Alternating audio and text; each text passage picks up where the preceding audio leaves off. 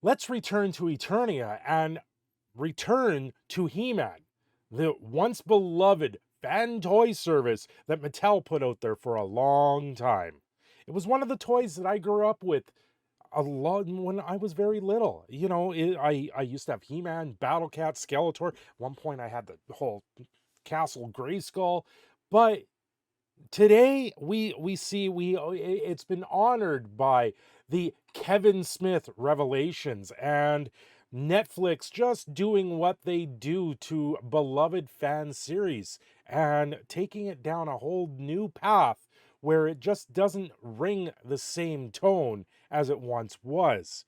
Now, the movie that was set to come out in a couple years, they were in the middle of post production or pre production with it, and it's been canceled by Netflix because they don't want to go past the $30 million they've already spent. Kevin Smith weighs in.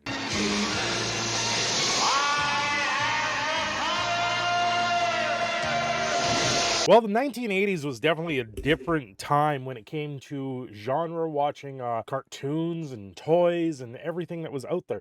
Everything used to be made to sell the toy. It was, you would have He-Man, She-Ra, you would have Transformers, G.I. Joe, everything out there was literally made just to sell toys to young kids and boys like myself at the time. And now it's more about telling a tale and more about injecting politics and gender whatever into it, empowerment for women, and all these other things.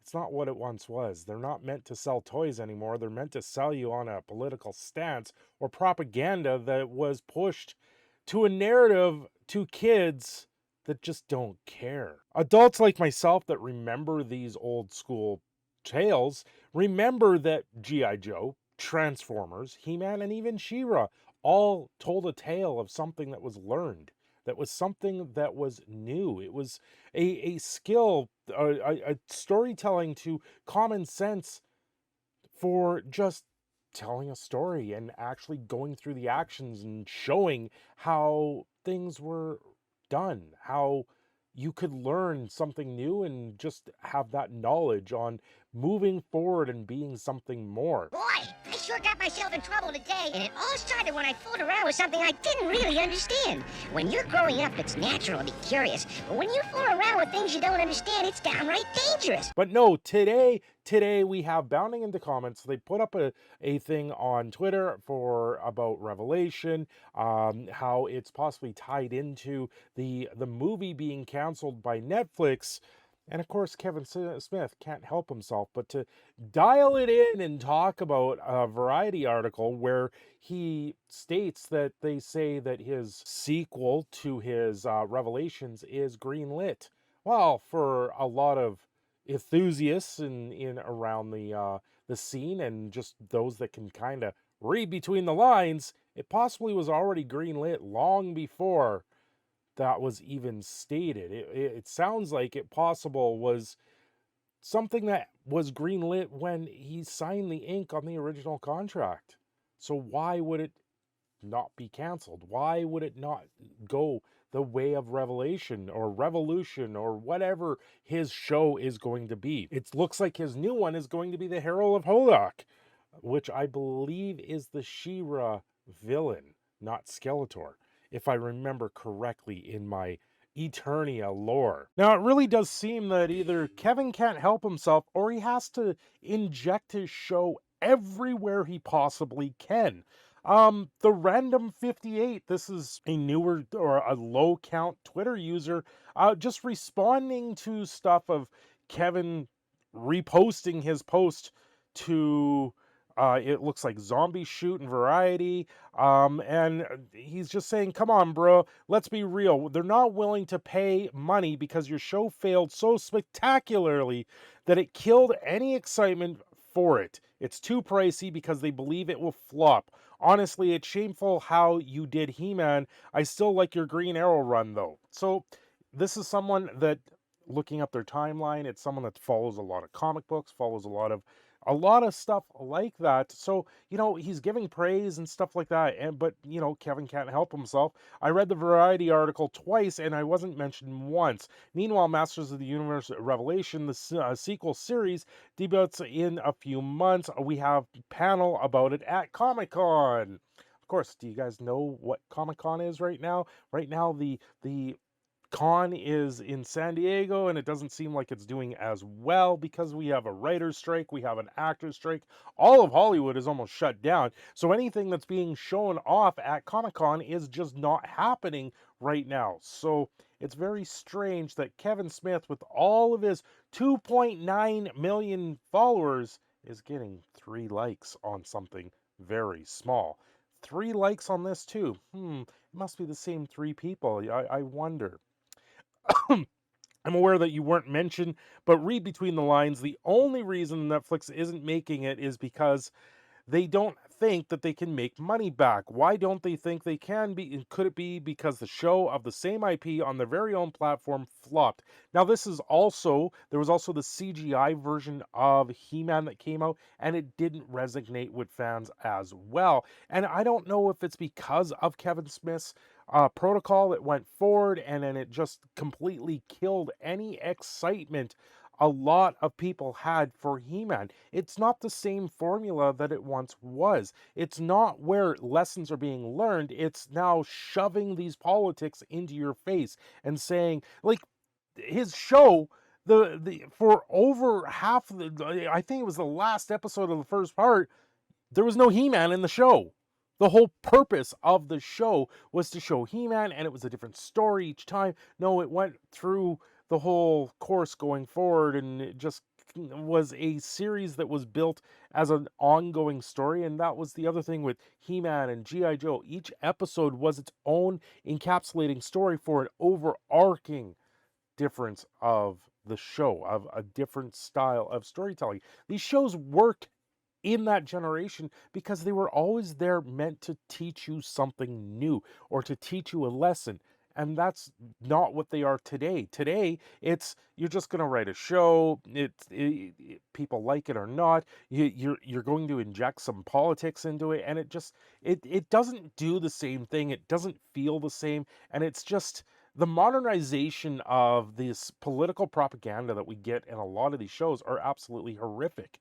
And it's not what people want. People want to forget about the everyday. They want to forget that these politics exist in our everyday lives. But no, they get pushed forward in there. And then they make Tila the showrunner instead of He-Man. That's the problem that I had with the Revelation show. Why I just couldn't continue to watch this thing, even though I watched the first few episodes. I went, no, I can't watch this. It's too cringeworthy for me. It's just too in my face about this political nightmare that it shouldn't have to be. If a show is having to fall back and push the political agenda, then there isn't a show there. When you have to read between the lines to get these shows, they're not good. That's the problem. Now, with Variety, putting He-Man from Revelations right in the middle of the article, even though it doesn't mention him, it doesn't mention Kevin Smith, but He-Man shows up right in the front page of that article. But that's besides the point, right, Kevin? That's besides the point. It doesn't mention you at all. Master of the Universe, a live-action movie based on He-Man and a slew of other popular Mattel toys, is officially dead at Netflix, according to multiple Variety sources. Insiders say close to $30 million has already been spent on development costs. The latest headaches for He-Man and Friends only further complicates the property's torturous journey to the screen, one that goes back as far as 2007. Like this is a show that's been trying to get made, or this movie has been trying to get made for years. And I gotta say, the new upstart version with the Kevin Smith cartoon that came out probably didn't do it any favors in the long run. Now, if you look back to the original He-Man that came out, it was a old campy B-rated movie that came out. It was very between everything. It wasn't the greatest looking, but ultimately really was where He-Man is. God, that's right. It was Dolph Lundgren in this movie. It's been so long since I've even looked at it.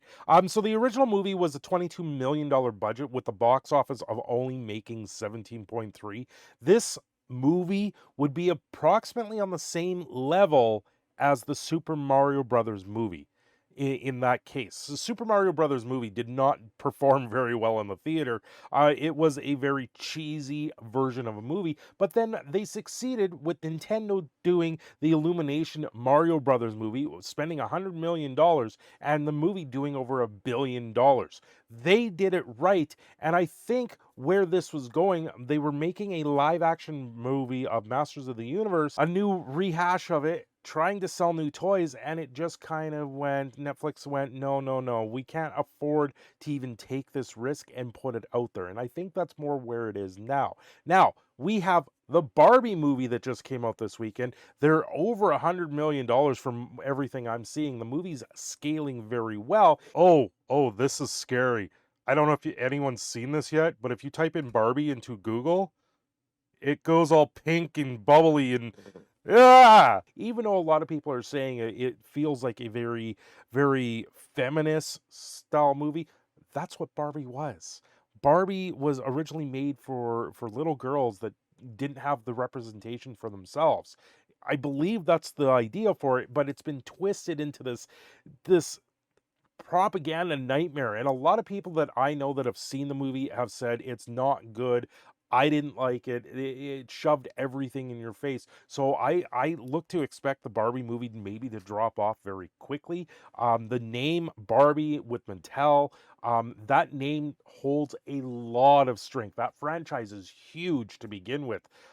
So it's not surprising to see the movie come out and perform well in that sense because it has a strong name behind it. Where He-Man isn't as strong as Barbie, but He-Man originally was made to sell toys. And that is what a lot of people have missed here. Even Kevin Smith, they're making a show that wasn't about selling toys, it was about selling the idea and the concept that it's modernization of it today. It doesn't get people excited. It doesn't get people wanting to see more of this. It just kind of falls between the wayside. Anyway, I'm your Pride Canadian Phoenix Cineshadow. Don't forget to like and subscribe, and I will see you again next time.